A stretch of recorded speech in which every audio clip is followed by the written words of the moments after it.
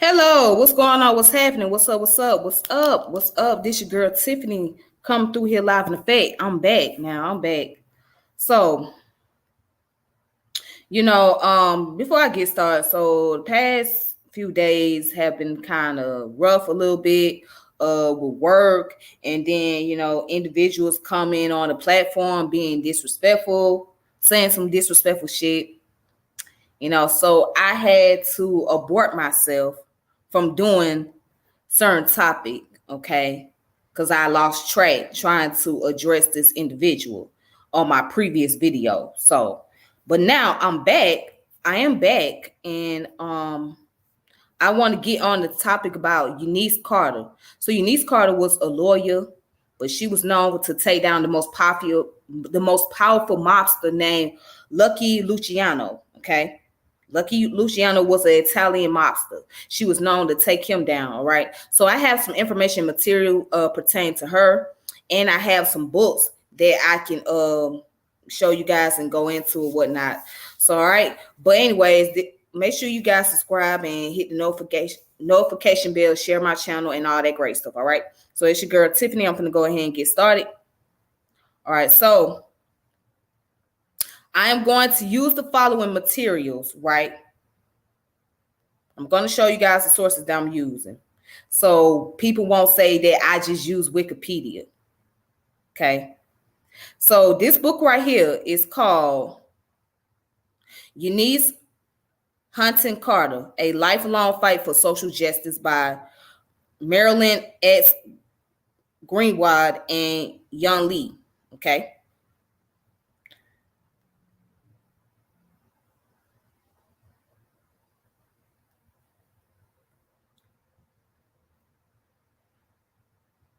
Then also Invisible, the forgotten story of the Black woman lawyer who took down America's most powerful mobster, Stephen L. Carter. All right. So that's the source I'm going to use as well. And then I'm going to Wikipedia. Okay.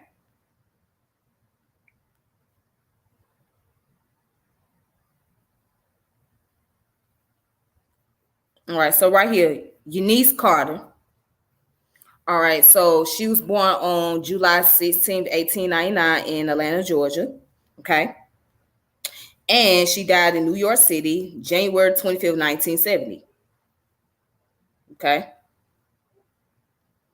So according to the information, it says she was an American lawyer. She was one of New York's first female African-American lawyers and one of the first prosecutors of color in the United States. She was active in Pan-African Congress. All right. So let's look up what the Pan-African Congress is.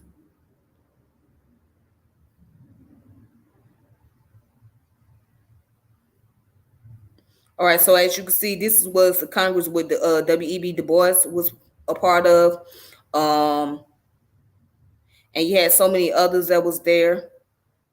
Okay, so that's W.E.B. Du Bois right there in the middle. Okay, so I think she's somewhere in this picture. I'm not sure.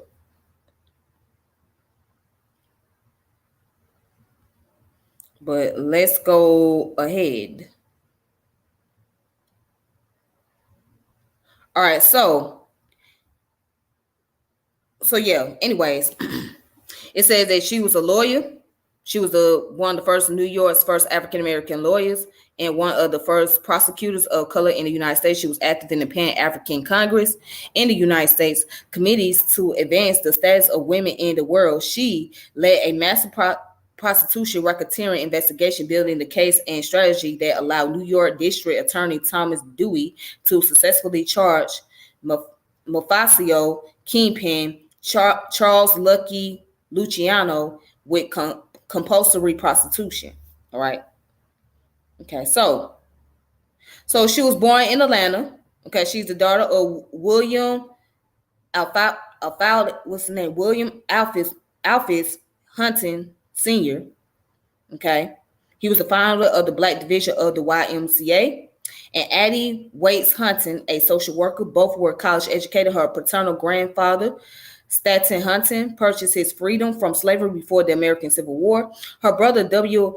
Alphys Huntington Jr., was an author, academic, and activist noted for his involvement with the Council on African Affairs and promotion of Pan-African identity.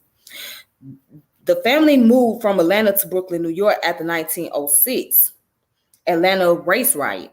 They attended local schools. Their mother, Addie Huntington, was active with the NAACP and the YMCA, achieving national status. She was selected as one of the 2 women to go to France during World War I to check on the condition of United States Black servicemen. Okay, so Eunice graduated in 4 years from Smith College in Northampton, Massachusetts, receiving a bachelor's, and at the same time, in 1921, a MSW degree from the college recently formed School for Social Work. After a brief time as a social worker, she decided to study law. In 1932, Carter became the first African American woman to receive a law degree from Fordham College in New York City. All right, so in May 1933, Eunice Carter passed the New York bar exam. Right, Smith awarded her an honorary doctorate in law in 1938. All right, so that's a picture of her. All right, so that's another picture of her, as you can see. Let's see. Soon established a career in both law and international politics. So in 1935, Carter became the first Black woman assistant district attorney in the state of New York. As assistant DA, she determined that mafia boss Lucky Luciano must be involved in prostitution. Carter then put a massive prostitution racketeering case that eventually implicated Luciano. She convinced New York District Attorney Thomas Dewey to personally prosecute the case. Luciano was convinced and served 10 years and then was deported. The convention was described by Luciano biographer Tim Newark as a landmark in legal history, as it was the first against a major organized crime figure for anything other than tax evasion. The case generated national fame for Dewey, which he rode to election as the governor of New York. He also made 2 unsuccessful runs for the White House, one against President Harry S. Truman. Dewey benefited from Carter's prosecutor skills and had genuine respect for her. She frequently accompanied him to political events in Harlem and elsewhere, and reporters noted that she offered him advice. Damn. All right, so she was active in the Pan-African Congress in 1920s. Carter later became active in the United Nations, serving on committees that advocated improving the status of women. In addition to her work for the UN, she also served on the executive committee of the International Council of Women, an organization with representatives from 37 countries. Additionally, she served on the board of the YMCA or YWCA, excuse me. All right, so it talks about her marriage and family. She was married to Leslie Carter Sr., who was one of the first African American dentists in New York. They lived for many years in Harlem, Manhattan. The couple's only child, Leslie Carter Jr., graduated from college and law school. He practiced law and later worked in the John F. Kennedy and Lyndon B. Johnson presidential administration as a political appointee. Leslie Carter Jr. had 5 children, of whom is Arthur and Yale law professor Stephen L. Carter, who published a biography in 2018 about Eunice Carter, right, entitled Invisible, the Forgotten Story of the Black Woman Lawyer Who Took Down America's Most Powerful Mobster. So in this biography of his paternal grandmother, Professor Carter includes the possibility of a long-running affair with jazz musician Fletcher Henderson. The biography also notes the imprisonment of Eunice's brother, W. Alphys Huntington Jr. for contempt of court after refusing to answer questions about his knowledge of fugitive leaders of the Communist Party for whose bail fund he had served as a signatory, and the consequent estrangement between the 2 siblings. All right. All right, then, so as you can see, there's the reference at the bottom of the page. And here is the bibliography. So now, as you can see, just give my little synopsis on this. Um, she was one of the first African American woman to take down a big mob. A mobster named Luciano. Now, imagine how much danger she would have been placed in. Imagine how much threat she would have received on her life just for taking down somebody who was a big time mobster in a crime organization.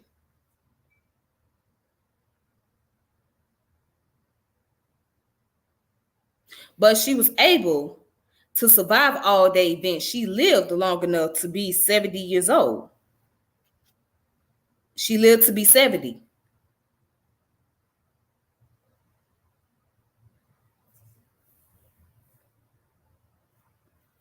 So that was a big success for a Black woman.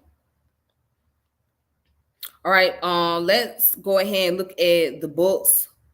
And I will also share these books with you guys on Facebook as well if you are on my page.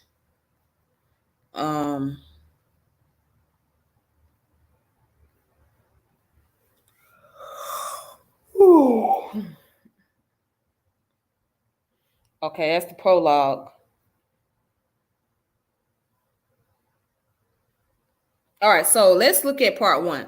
So right here it says inheritance, right? Oh, the title of the book I'm looking at is Invisible by Stephen L. Carter. Okay, the book came out in 2018.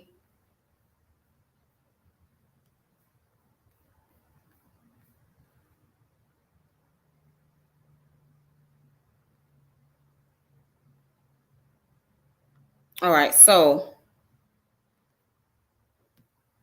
it says inheritance. A child has a right to inheritance of the very best of body and soul its parent can bestow. If these are not granted, the child is defrauded of its birthright. Addie Huntington, A Pure Motherhood, The Basis of Racial Integrity, 1902.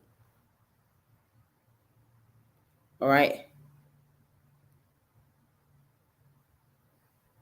So it gives a little bit of story about her background, okay? Let's go to the prologue.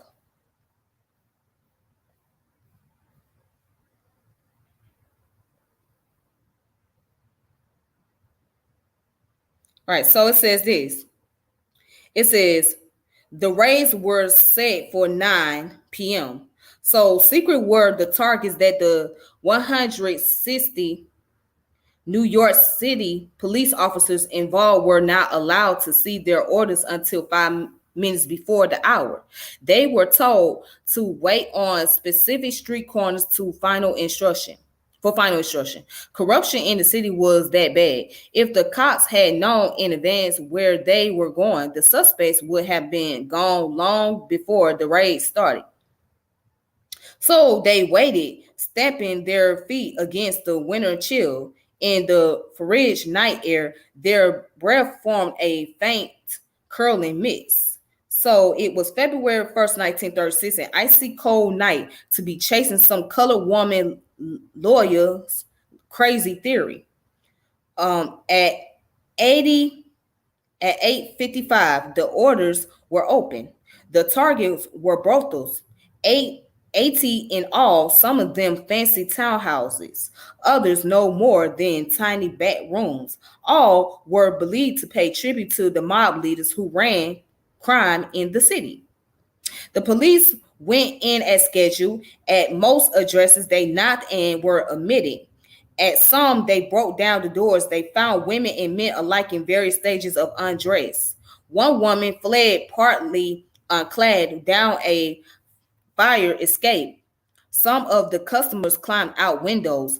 Others slipped past the cops and into the street. This was not difficult because few of the raids compromised more than 2 or 3 officers, but most of the men were detained. Many were prominent city professionals, lawyers, bankers, civil servants. The orders were to question the men long enough to get evidence that prostitution was taking place, then let them go. The women were handcuffed, taken to the station houses for booking, then transported in taxicabs and wherever else was available to the Woolworth Building on Lower Broadway, at this time still one of the three tallest in the world. They rode the freight elevator to the 13th floor. The 13th floor was usually occupied, but tonight was buzzing with activity for it had been taken over for the next few days by the teams of lawyers assembled to work with Thomas Dewey, the special prosecutor for organized crime. One of the lawyers logged and tagged the women as they arrived. Her name was Eunice Carter, and she was both the only woman and the only Negro on the team. Months later, she had come up with the theory that the combination which controlled prostitution in the city was run by Lucky Luciano, the most powerful mafia leader in the country. Dewey had been skeptical but had finally agreed to let her look into it. Eunice had drafted another lawyer to help. They together had assembled the evidence and badgered Dewey until he yielded. The team had convinced some minor organized crime figures, but Luciano had proved untouchable. All right, so it goes on to say there was no way to connect him with the multifarious businesses, legal and illegal, from which he took a cut. Everyone was scared of him. He had risen to the top by ruthlessly eliminating those above him and those who were his equal, including some who had helped him in his climb. No one would testify against him, so Dewey had agreed to try Eunice's idea. All right. So the February raid produced a wealth of witnesses and leads as evidence against Luciano Mountain. He slipped out of the city. He turned up in Hot Spring, Arkansas, famous at the time both as a place to gamble and as a place for fugitives to hide out. Local authorities kept finding reasons to keep him there rather than let him be extradited. Finally, the state attorney general intervened. The mobster offered him a $50,000 bribe. To no avail, the judge told Luciano's lawyer he had no choice but to send him to New York. The three city detectives accompanied him on a train ride northward. Lucky Luciano, known to his inmates as Charles Lucky, was more than another powerful gangster. He had, in a sense, invented the modern mafia, arranging for power to be shared among several families rather than vested in the traditional capo de tutti capi. He had devised a system under which the heads of the families would meet regularly to set policy and settle disputes. And he had, until recently, successfully kept his name out the headlines, but here he was under arrest, hauled into court like any other mobster.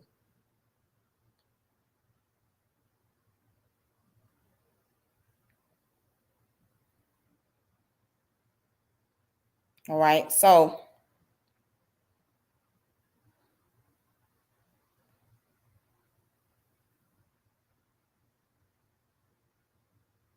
Luciano's trial on prostitution charges was held not in the New York City criminal court building, but in the civil courthouse on Foley Square on the iconic ground that it was easier to fortify against a possible mafia assault. There were guards everywhere. Not since the Civil War, the papers clamored, had New York City seen such armament. 40 patrolmen on foot and 6 on horseback kept back the surging crowds outside the courthouse. 24 detectives were posted in the courtroom or just outside. Okay. These were, in addition to court officers and sheriff's deputies without number. Newsmen and photographers thronged the hallways. In June, to widespread astonishment, the jury convinced Luciano of compulsory prostitution. Eunice listening to the verdict in the courtroom probably kept her usual poker face, but she must have felt a certain satisfaction. She was black and a woman and a lawyer, a graduate of Smith and the granddaughter of 3 slaves and one free woman of color, as dazingly unlikely a combination as one could imagine in New York of the 1930s. And without her work, the mafia boss would never have been convicted. She was an ambitious woman and had plans. She was just shy of her 37th birthday and had come a long way from her segregated Atlanta childhood. Hers was the idea that had put away the country's biggest gangster.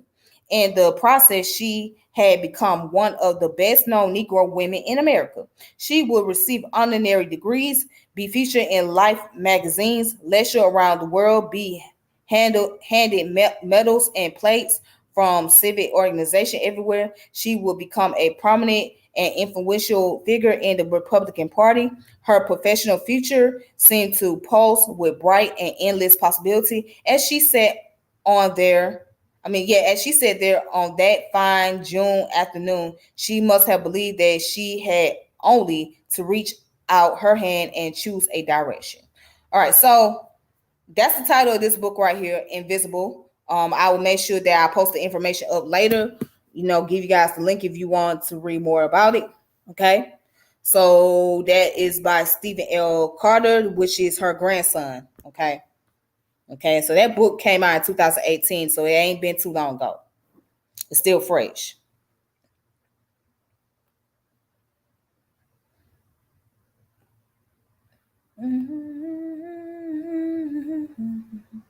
All right. So here's another book right here. Let me see.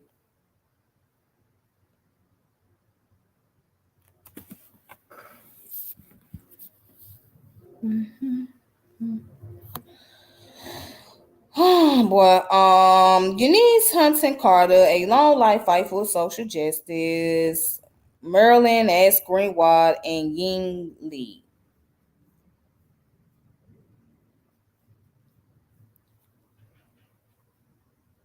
All right, so here's the introduction. Okay.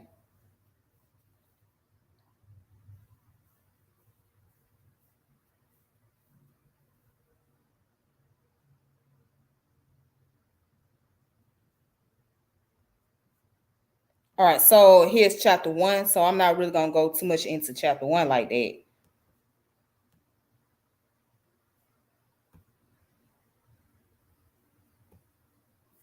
Okay, so chapter 1.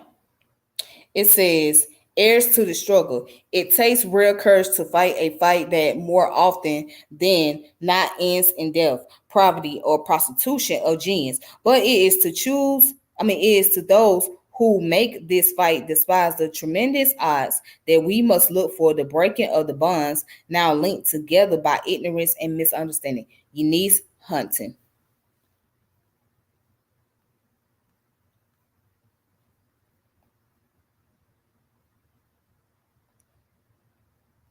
All right. So, as she sat in her office at 137 Center Street in Manhattan in mid 1930s, few would peg Eunice Hunting Carter as the crime buster whose work would ultimately nail the notorious and glamorous Charles Lucky Luciano and many in his gang. As the first black woman to be named the prosecutor's office in New York City, she stood out from the white men in her office, both in physical appearance and demeanor. Okay. The low key Carter, who usually dressed in conservative, loose fitting dresses and often wore a hat, achieved much of her success not on the streets but behind her desk, working the phones and painstakingly reviewing thousands of documents. Soft spoken, she didn't boast about her accomplishment and certainly didn't exaggerate them, and she never complained about the long hours that often led to many frustrating dead ends. Okay.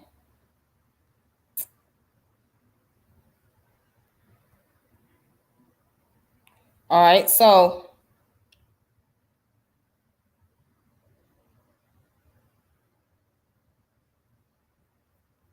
this book right here goes into let's see. The contents is heirs to the struggle, free but not equal. One vision in her eye, one cry in her soul. The business of reaching new heights from squash rackets to racket squasher. I must save my sister, getting lucky. The people versus Charles Luciano, making history for the race. A prelude to greater tasks. All right. So, and chapter 10 is the aftermath. All right, if anybody want to look more into this, like I said, I got this book, so I'll post some more information. All right. So basically, she has opened up the gateway for many other African American women, all right, especially those in New York, to get involved in law and criminal justice and whatnot. So she has been bold enough to take on a major task to take down a mobster who was running a prostitution ring. Um, I mean, that's just a lot of boldness. You really see the thing about what people don't understand when you become a lawyer or anything like that in that field, it become very dangerous. It's dangerous. Yeah, it pays well, but it's a dangerous profession to have because now your life is on the line, especially when you're dealing with somebody who's a drug lord or who's a mobster and they have connection with those who's already in the law enforcement or in the criminal justice field, you know what I'm saying, and they threaten your life. The best thing you can do, some lawyers would just be in fear and they will just rather step down or they will have to go into protective services doing this type of work. So yeah, this woman, unfortunately, she didn't have to go through all that. So she was able to get the job done without have to worry about being in protective service and hiding behind closed doors for the rest of her life. So she was able to live free. Okay. All right. So, anyways, this woman here um has a pretty unique story, very powerful. And I would make sure that I will post information, more books about this lady. So if anybody wants some books on her, then I'll be glad to do so. I want to thank everybody who has supported my channel. I want to thank those who've been watching my channel. Um, with that being said, peace and power elevation be to all of you. And please be safe. And until next time, this your girl Tiffany. I'm logging off saying deuces. All right, y'all have a good one. Thank you.